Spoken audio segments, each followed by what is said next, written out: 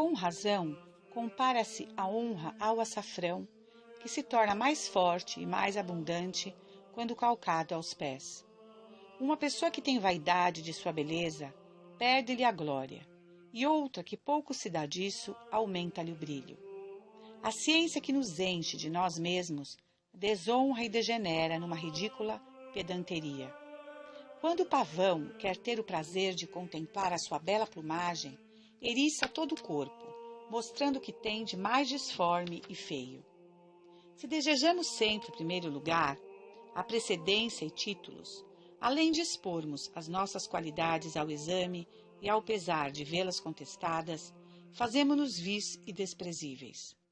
Pois assim como nada há de mais belo que o louvor espontâneo, também nada há mais feio que o que se exige como um direito. É como uma linda flor, que não devemos tocar nem apanhar se não queremos que murche. Disse que a mandrágora, de longe, exala um odor agradabilíssimo, mas quem a cheira de perto e por muito tempo, respira uma essência maligna que causa modorra muito perigosa. Deste modo, a honra faz uma grave impressão em quem a recebe, como se apresenta sem cobiça ou afeição. Mas quem a procura e se afeiçoa a ela, exala um cheiro maligno, que sobe a cabeça e torna insensato e desprezível. O amor e o desejo da virtude começam a nos fazer virtuosos, mas a paixão e a cobiça da glória começam a nos fazer desprezados. As almas grandes não se entretêm com essas bagatelas de primazia, distinções e cumprimentos. Disso só se ocupam os espíritos mesquinhos e ociosos, aquelas empregam o seu tempo em coisas mais nobres. Quem pode fazer um rico comércio de pérolas não faz caso das conchinhas. Assim, quem se entrega à prática das virtudes não tem desejos dessas manifestações de apreço. É verdade que todos podem conservar o seu posto honroso sem ofender a humildade, contanto que o façam sem afetação e contenda. Pois como os que trazem, do Peru, navios carregados de ouro e prata, trazem também macacos e papagaios, porque o frete é tão insignificante como a carga, assim os que cultivam a virtude podem receber as honras que lhes são devidas, contanto que não exijam muita atenção e cuidado, e que as inquietações ordinariamente anexas não encham a alma de seu peso. É de notar, no entanto, que não falo aqui das dignidades públicas e direitos particulares, cuja conservação ou perda podem ter consequências importantes. Numa palavra, cada um deve conservar o que lhe compete, mas com discrição, entre o interesse e a caridade, entre as regras da prudência e as medidas da honestidade. Capítulo 5. A humildade interior é a mais perfeita. Desejarás, Filoteia, que te introduza ainda mais na prática da humildade. Esse desejo merece o meu aplauso e eu o quero satisfazer, pois o que tenho dito até agora há mais prudência que humildade. Encontram-se pessoas que nunca querem prestar atenção às graças particulares que Deus lhes faz, temerosas que seu coração, enchendo-se de uma vã complacência, não dê toda a glória a Deus. É falso temor e um verdadeiro erro. Pois desde que a consideração dos benefícios de Deus é um meio eficacíssimo de amá-lo, assim diz o doutor Angélico, quanto mais o conhecemos, tanto mais o amamos. Mas, sendo nosso coração mais sensível às graças particulares que aos benefícios gerais, é exatamente sobre aquelas graças que devemos refletir. Nada é tão próprio para nos humilhar ante a misericórdia de Deus que a multidão de suas graças e a multidão dos nossos pecados ante a sua justiça. Consideremos com muita atenção o que Deus fez por nós e o que nós fizemos contra Ele. Ao passo que examinamos os nossos pecados um por um, examinamos também as graças que Deus nos concedeu.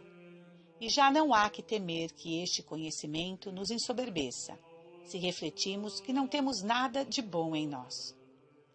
Porventura as bestas de carga não permanecem animais grosseiros e brutos, embora caminhem carregados de trastes preciosos e perfumados de um príncipe? Que temos nós de bom que não tenhamos recebido? E se o temos recebido, por que nos gloriamos disso? Ao contrário, a viva consideração das graças de Deus nos torna humildes, porque o conhecimento de um benefício produz naturalmente o seu reconhecimento. E se esta consideração excitar em nós alguma complacência de vaidade, temos um remédio infalível contra este mal, na lembrança de nossas ingratidões, imperfeições e misérias. Sim, se considerarmos o que fizemos quando Deus não estava conosco, havemos de conhecer o que fazemos quando Ele está conosco. Não provém de nossa indústria e diligência. Na verdade, regozijamo-nos do bem que Ele depositou em nós, e nós mesmos nos regozijaremos, porque somos nós que o possuímos. Mas toda a glória é devida unicamente a Deus, que é o seu autor. Assim, a Santíssima Virgem confessou publicamente que Deus tinha operado nela grandes coisas, e fez isso ao mesmo tempo para se humilhar e para dar glória a Deus. Minha alma, diz ela, glorifica o Senhor, porque tem operado em mim grandes coisas. Muitas vezes dizemos que nada somos, que somos a mesma miséria e, como diz São Paulo, o lixo do mundo. Mas muito nos melindraríamos se nos compreendêssemos verbalmente e nos tratassem quais dissemos ser. Pelo contrário, outras vezes fugimos para que nos venham atrás, escondemo-nos para que nos procurem, damos mostras de querer o último lugar para que nos levem a muita manifestação de honra ao primeiro. O verdadeiro humilde não quer parecer o que é e nunca fala de si mesmo. A humildade, pois, não só procura esconder as outras virtudes, mas ainda mais a si mesma. E se a dissimulação, a mentira, o mau exemplo fossem coisas lícitas, ela cometeria atos de soberba e ambição para esconder-se mesmo debaixo das capas do orgulho e subtrair-se mais seguramente ao conhecimento dos homens. Fica aqui o meu conselho, Filoteia. Ou nunca falemos de nós com termos de humildade, ou conformemos com eles os nossos pensamentos pelo sentimento interior de uma verdadeira humildade. Nunca baixemos os olhos sem humilharmos o coração. Nunca procuremos o último lugar sem que de bom grado e sinceramente o queiramos tomar. Esta regra é tão geral que não se pode abrir exceção alguma. Unicamente acrescento que a civilidade requer às vezes que ofereçamos certas honras a pessoas que certamente não as hão de aceitar, e que isso não é dobrez nem humildade falsa, porque essa deferência é um simples modo de os honrar. E conquanto não se lhes possa ceder toda a honra, não tem nada de mal que se lhe ofereça. Digo mesmo de certas expressões de acatamento, que não são inteiramente segundo as regras rigorosas das verdades, mas também não lhes são contrárias, contanto que se tenha um desejo sincero de honrar as pessoas com quem se fala. Pois ainda que haja um certo excesso nessas expressões, não andamos mal se as empregamos segundo o uso geral, como as recebem e entendem.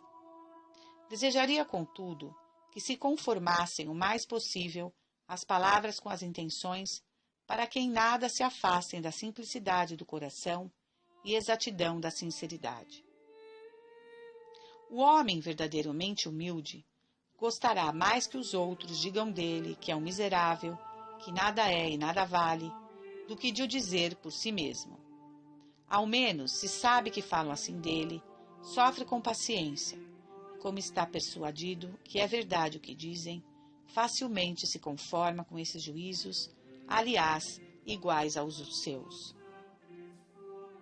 Dizem muitos que deixam a oração mental para os perfeitos e que se acham indignos de fazê-la. Outros protestam que não comungam muitas vezes porque não se sentem com a pureza da alma requerida. Outros ainda dizem que temem profanar a devoção, habituando-se a ela por causa de suas misérias e fragilidades. Muitos outros, por fim, recusam empregar os seus talentos no serviço de Deus e salvação do próximo, porque, conhecendo a sua fraqueza, dizem eles, temem que o orgulho se aproveite do bem de que seriam os instrumentos, e assim, enquanto iluminam a outros, venham eles mesmos a perder-se.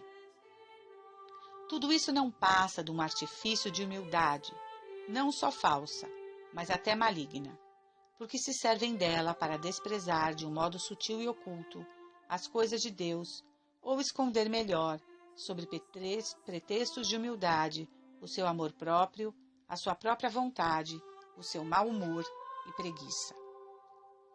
Pede ao Senhor teu Deus para ti algum sinal que chegue ao profundo do inferno ou ao mais alto do céu, disse o profeta Isaías ao ímpio Acás, e este respondeu: não pedirei tal, nem tentarei ao Senhor. Ó perversidade! Finge grande reverência para com Deus e, sob esse pretexto de humildade, rejeita uma graça que a bondade divina lhe queira dar. E não sabia ele que, quando Deus nos quer conceder uma graça, é um ato de orgulho recusá-la, que esses dons, por sua própria natureza, nos obrigam a aceitá-los e que a humildade consiste em conformar-se o mais possível com a vontade divina? Ora, Deus deseja sumamente que sejamos perfeitos para nos unir a Ele pela imitação mais exata possível de sua santidade. O soberbo que se fia em si mesmo, muita razão tem para não se atrever a intentar coisa alguma. Mas o humilde é tanto mais animoso quanto mais impotente se vê, e se torna tanto mais resoluto quanto mais o desprezo de si mesmo o faz parecer pequeno a seus olhos, porque ele deposita toda a sua confiança em Deus, que se compraz em magnificar a sua onipotência em nossa fraqueza e a sua misericórdia em nossa miséria. É, pois, necessário empreender com uma humildade corajosa tudo quanto os que nos guiam julgam útil ao nosso adiantamento. Pensar que se sabe o que se ignora é uma loucura manifesta. Fazer-se de sábio em matéria ignorada é uma vaidade insuportável. Eu, para mim, nem queria fazer-me de sábio nem de ignorante. Se a caridade o exige, cumpre ajudar o próximo com bondade e doçura em tudo o que é necessário para a sua instrução e consolação. Pois a humildade, que esconde as virtudes para as conservar, também as deixa aparecer. Se a caridade o exige, para exercer e aperfeiçoar. Neste ponto, pode-se comparar a humildade às árvores das ilhas de Tilos, que de noite conservam fechadas as suas flores de um encarnado muito vivo e só as abrem ao nascer do sol, o que faz os habitantes da ilha dizerem que essas flores dormem de noite. Com efeito, a humildade esconde as virtudes e as boas qualidades, e só as mostra pela caridade, que não sendo uma virtude humana e mortal, mais celeste e divina, e o sol das virtudes deve sempre dominar sobre todas. De sorte que, se a humildade prejudica a caridade em alguma coisa, é sem dúvida uma humildade falsa. Quanto a mim, não quisera fazer-me de louco, nem de prudente, porque se a humildade me impede de fazer-me prudente, a sinceridade e a simplicidade me devem impedir de fazer-me de louco. Se a vaidade é contrária à humildade, o fingimento e o ardil são contrários à simplicidade e à candura da alma. Se alguns servos de Deus se fingiram loucos para serem desprezados, é preciso admirá-los e não imitá-los, porque os motivos que os levaram a esses excessos foram neles tão extraordinários e adaptados às suas disposições particulares que ninguém pode tirar daí uma consequência para a sua vida. No tocante à ação de Davi, dançando e saltando ante a Arca da Aliança, um pouco mais do que era decente, sua intenção não foi fazer-se de louco. Abandonou-se simplesmente e sem fingimento ao instinto e impetuosidade de sua alegria, de que o Espírito de Deus lhe inundava o coração. É verdade que quando Micol, sua esposa, o repreendeu como tendo feito uma loucura, ele não se alterou e assegurava, ainda tomado dessa alegria espiritual, que de boa vontade recebia este desprezo para a glória de Deus. Assim, se por ações que têm um cunho ingênuo, de verdadeira devoção, todo o mundo te tiver na conta de vil, abjeto ou extravagante, a humildade te fará achar alegria neste opróbrio precioso, cujo princípio e causa não és tu que o sofrerás, mas aquele de onde ele vier.